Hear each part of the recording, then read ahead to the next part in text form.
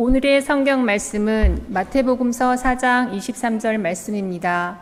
예수께서 온 갈릴리를 두루 다니시면서 그들의 회당에서 가르치며 하늘나라의 복음을 선포하며 백성 가운데서 모든 질병과 아픔을 고쳐주셨다. 이 말씀은 살아계신 하나님의 말씀입니다. 주님, 이 시간 하늘의 은혜를 가득 채워 주옵소서. 넘치도록 채워 주옵소서. 그래 오늘 주시는 말씀을 통하여 우리들의 삶이 주 앞에 온전히 올려드릴 수 있도록 역사하여 주시옵소서. 예수님의 이름으로 기도합니다. 아멘. 오늘은 주현절 첫째 주일입니다. 주현절은 나타날 현자를 사용해서 주님께서 나타나셨다라는 뜻입니다. 성탄절이 아기 예수님의 탄생을 기뻐하는 절기라면 이 주현절은 그 탄생하신 아기 예수님이 온 세상 앞에 그 영광을 나타내신 것을 기념하는 절기입니다. 그런데 안타깝게도 오늘날 한국교회는 그 예수님의 영광스러운 모습을 잘 드러내지 못하고 있는 것 같습니다. 2025년에 한국 리서치 종교 인식조사에 따르면요, 종교별 호감도가 100점 만점에 불교가 54.4점, 천주교가 52.7점, 개신교가 34.7점으로 조사되었습니다. 개신교의 일반인들이 바라보는 호감도가 타종교에 비해서 현저히 낮은 수치로 나타나고 있습니다. 더 안타까운 것은 비기독교인들이 교회와 관련해서 연상되는 단어로 선택한 것이 부패, 차별과 혐오 발언, 독선이라는 단어였다고 합니다. 이것이 세상 사람들이 오늘날의 교회를 바라보며 떠오르는 이미지인 것입니다. 여러분, 우리 교회 이름은 예담교회입니다. 아는 것처럼 우리 교회가 30년 전에 이곳으로 이전을 할 때 공모를 통해서 선택한 이름이 바로 예담교회입니다. 지금은 이 예담이라는 이름이 많이 사용되고 있지만 우리 교회가 원조입니다. 어디 가서 얘기하실 때 우리 교회에서 이거는 공모를 해가지고 처음으로 채택된 이름입니다. 여러분, 이름만 원조여서야 되겠습니까? 우리가 정말 우리 교회 이름처럼 예수님을 담는 교회로 앞장서 갈 때 바로 우리가 예담교회가 될 수 있을 줄 믿습니다. 그렇다면 예수님의 예수님을 닮아간다는 것, 다시 말해서 예수님을 드러내는 것, 예수님을 나타내는 것, 그것이 바로 예수님을 담는 자의 모습입니다. 시대가 이처럼 어렵고 힘들수록 오히려 우리는 우리에게 주어진 이름처럼 예수님을 더욱더 밝히 증거하는 삶을 살아갈 수 있기를, 또한 우리 예담교회가 될 수 있기를 주님의 이름으로 축원합니다. 그렇다면 여러분, 우리가 어떻게 해야지 정말 예수님을 가장 잘 나타내는 예수님을 닮은 교회, 예수님을 닮은 성도가 될 수 있을까요? 여러분, 그 답은 어렵지 않습니다. 예수님을 그대로 따라하면 됩니다. 아이가 부모의 뒷모습을 보고 배우면서 닮아가는 것처럼 우리도 예수님의 발자취를 성경 말씀 속에서 발견하고 그 길을 그대로 걸어가는 것, 그것이 바로 예수님을 닮아가는 것입니다. 오늘 본문에서는 예수님께서 이 땅에서 구체적으로 어떻게 사셨는지, 어떤 일을 하셨는지를 분명하게 보여주고 있습니다. 예수님은 공생애를 시작하시면서 가장 먼저 하신 일이 바로 하나님의 나라를 선포하는 것이었습니다. 광야에서 사탄과의 시험에서 이기신 예수님께서 갈릴리로 올라오셔서 처음으로 외치신 말씀이 바로 마태복음 4장 17절에 나오고 있는 회개하여라, 하늘나라가 가까이 왔다입니다. 예수님께서 공생애를 시작하시면서 처음 외치신 말씀은 바로 하나님 나라의 말씀이었습니다. 당시 로마 제국의 압제하에 있었던 유대인들에게 있어서 이 선포는 굉장히 혁명적인 소식이었습니다. 왜냐하면 그들은 다윗의 영광이 재현될 수 있는 메시아가 로마를 몰아내고 강력한 이스라엘을 세워주기를 간절히 기대하고 있었기 때문입니다. 그러나 예수님이 선포하신 하나님의 나라는 그들의 기대와는 전혀 달랐습니다. 예수님은 하나님 나라의 선언을 하시는데 그 앞에 회개하여라 라고 말씀을 하셨습니다. 이 말씀은 유대인들이 생각하고 있었던 정치적인 또는 민족 해방을 말하는 것이 아니라는 것을 이야기하고 있습니다. 다시 말해서 예수님이 전하시는 하나님의 나라는 회개하는 자, 다시 말해서 자신이 죄인이라는 것을 인정하고 돌아서는 자, 바로 회개하는 자에게 주어지는 나라라는 것을 말씀하신 것입니다. 자신이 죄인임을 고백하며 자신의 죄가 용서받을 수 있는 길은 바로 구세주 되신 예수님 한 분뿐이라는 것을 믿으며 나아가는 자, 바로 그들에게 약속된 나라가 하나님의 나라라는 것을 예수님은 선포하신 것입니다. 이것이 바로 복음의 핵심입니다. 그렇다면 예수님을 닮기 원하는, 예수님을 따라 살아가는 우리는 어떻게 살아야 하겠습니까? 그것은 바로 이 구원의 복음을 선포하며 사는 것입니다. 주님은 부활 승천하시기 전에 우리에게 이러한 명령을 남기셨습니다. 마태복음 28장 19절 말씀입니다. 그러므로 너희는 가서 모든 민족을 제자로 삼아서 아버지와 아들과 성령의 이름으로 세례를 주고 내가 너에게 명령한 모든 것을 그들에게 가르쳐 지키게 하여라. 예수님은 예수님의 제자들, 예수님을 믿는, 예수님을 닮기 원하는 사람들에게 주신 그 마지막 명령은 바로 구원의 복음을 전하라는 것입니다. 교회가 감당해야 될 많은 사역들이 있지만 그 중에서도 가장 본질적인 사역은 바로 복음을 전하는 것입니다. 한 영혼이라도 구원하기 위해서 복음을 전하는 것, 이것이 예수님을 닮기 원하는 성도들의 삶의 모습, 또한 성도들에게 주어진 사명이라는 것입니다. 그러나 오늘날 성도들이 가장 힘들어하고 제일 못하고 점점 더 힘들어지는 사역이 복음을 전하는 사역입니다. 사람들의 마음은 닫혀 있고 세상은 복음에 대해서 냉담합니다. 그렇지만 여러분, 오늘날 이 현실은 오히려 이 복음을 전하는 일이 전도가 더 필요하다는 것을 우리에게 말해주고 있습니다. 2025년의 한국 리서치 조사에 따르면요, 대한민국 국민의 51%가 무종교라고 답을 했습니다. 특히 18세에서 29세 청년 10명 중에 7명은 종교가 없다라고 대답했습니다. 그 7명 중에 10명 중에 7명을 제외한 3명, 그 3명 중에 1명이 지금 개신교 청년으로 나타납니다. 다시 말해서 지금 청년들의 10명 중에 1명만이 기독교인이라는 겁니다. 여러분, 이미 우리가 살고 있는 우리의 이 주변은 선교지로 변해 있습니다. 믿지 않는 사람들이 너무나 많이 있습니다. 이러한 경향은 세대 간의 신앙의 전승이 끊어지고 있다는 것을 보여주고 있는 것입니다. 이것이 냉엄한 현실입니다. 그렇지만 우리가 분명히 믿는 것은 복음에는 능력이 있기 때문에 그 복음의 능력은 이 냉엄한 현실보다 강하다는 것을 우리는 믿습니다. 그렇기 때문에 우리는 복음을 전하는 일을 포기해서는 안 됩니다. 우리가 매년 사랑 나눔 축제를 통해서 이웃을 초대하며 애쓰는 이유이기도 합니다. 우리가 포기하지 말아야 될 것은 바로 예수님이 이 땅에서 가장 먼저 하셨던 일이 바로 복음을 전하는 사역이셨다는 것입니다. 우리는 바로 그 예수님을 닮기 원하고 예수님을 따라 살기를 원하는, 그리고 예수님을 따라 살아야만 하는 하나님의 백성, 바로 성도들입니다. 사랑하는 성도 여러분, 2026년 새해를 시작하며 구체적으로 결단해 보시기를 바랍니다.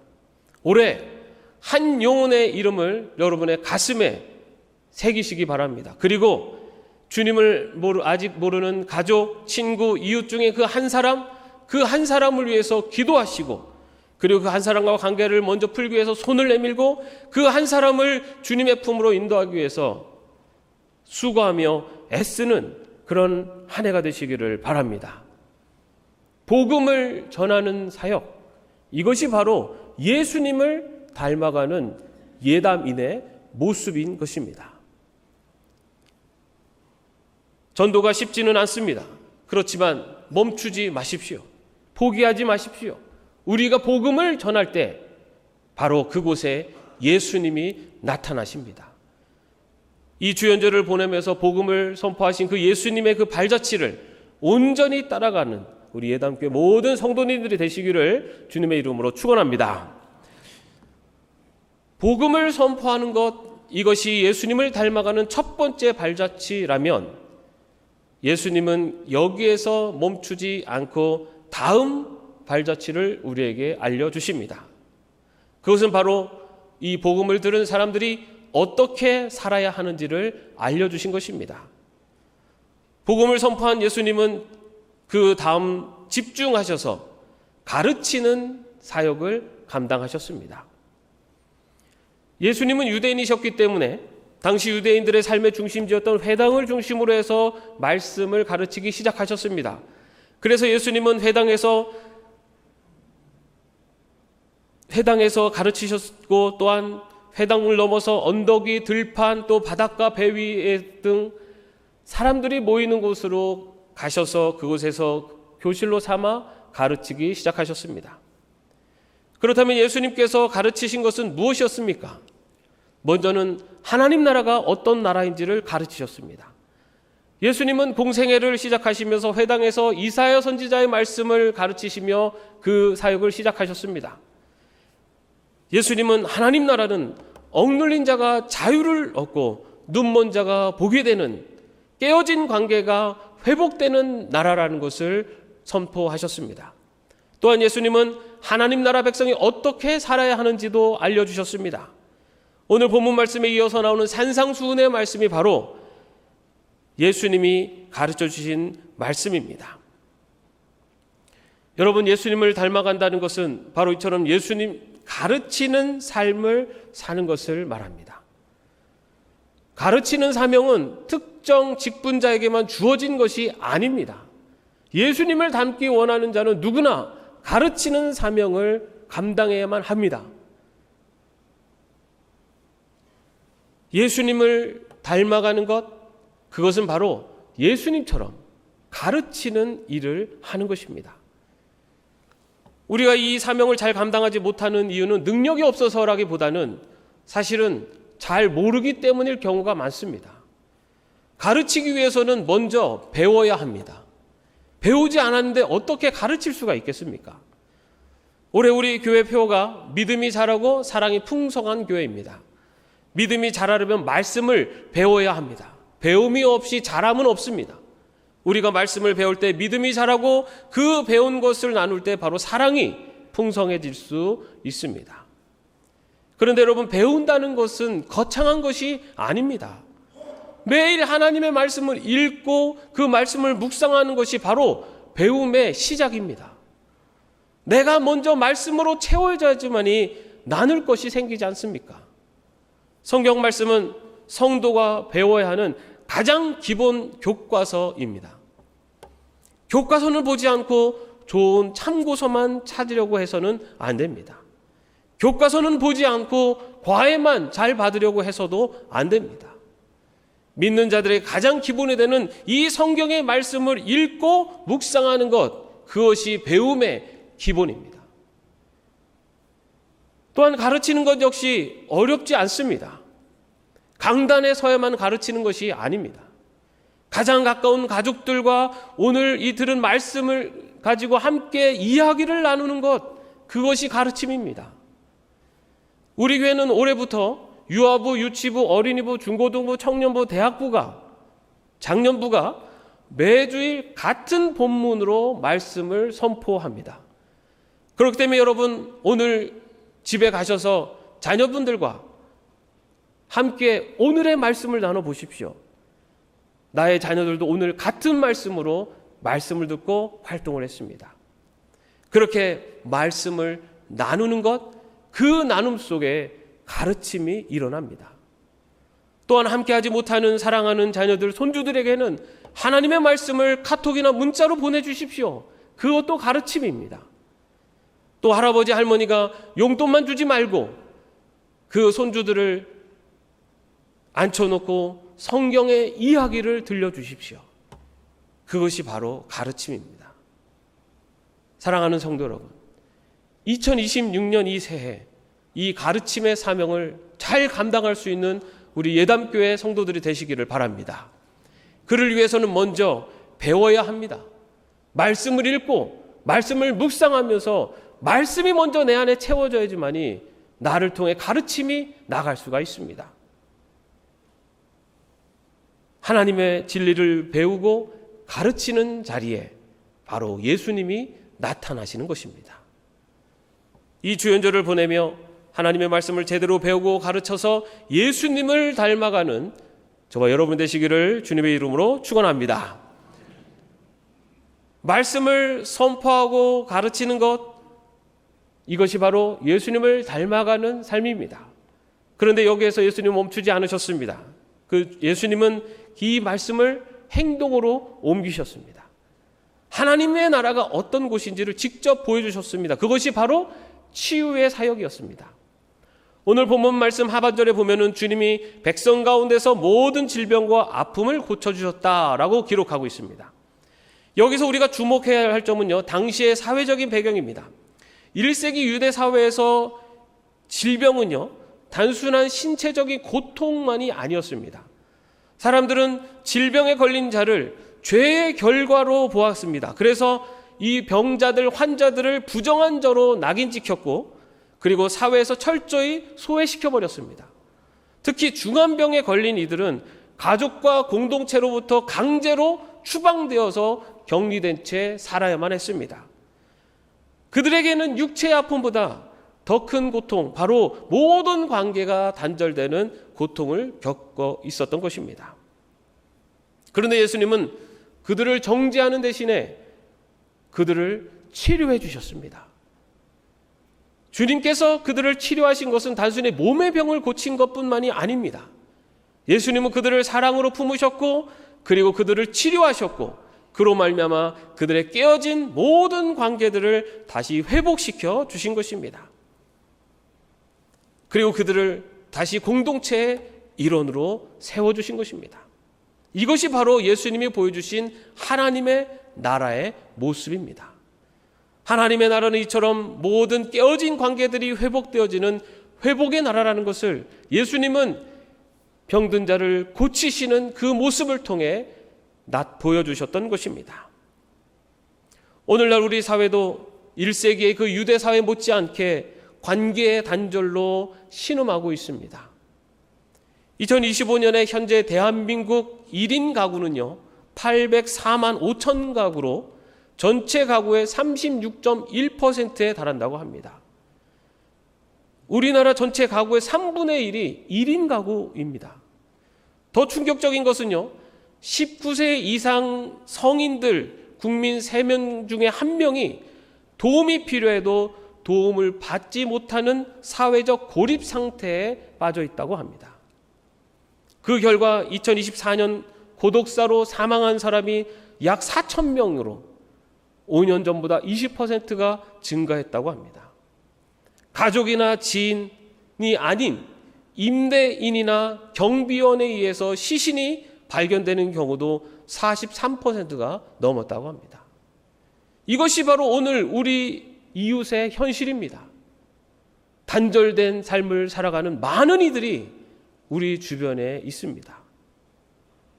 우리가 예수님을 닮아가기 위해서 바로 이 회복의 사역에 동참해야 합니다. 이 시간 나 자신에게 한번 조용히 질문해 보시기 바랍니다. 나는 내 가족 외에 누군가를 돕기 위해서 구체적으로 무엇을 하고 있는가? 우리 중에는 이미 오랜 시간 이 사랑을 묵묵히 실천해 오신 분들도 계십니다. 아픈 성도를 위해서 기도하고 어려운 이웃들을 위해서 물질과 시간을 나눠주면서 봉사하는 자리로 나가서 땀 흘리시는 분들도 있습니다. 그 귀한 사역을 멈추지 말고 계속 이어가시기 바랍니다. 그러나 아직 한 번도 누군가를 돕는 일을 시작해보지 못한 분도 있습니다. 혹여라도 그런 분이 계신다면 2026년에는 작게라도 꼭 시작해 보시기 바랍니다. 거창한 것이 아니어도 좋습니다. 우리의 주변에 아픈 성도들, 어려운 성도들 위해서 안부 전화를 한 통 보내는 것, 또는 작은 정성을 모아서 어려운 이들을 돕는 헌금을 하는 것, 또는 봉사 현장에 직접 참여해서 몸으로 섬기는 것, 그것도 어렵다면 어려운 이웃을 위해서 단 5분이라도 합심 기도하는 것, 이런 작은 것에서부터 시작하시면 됩니다.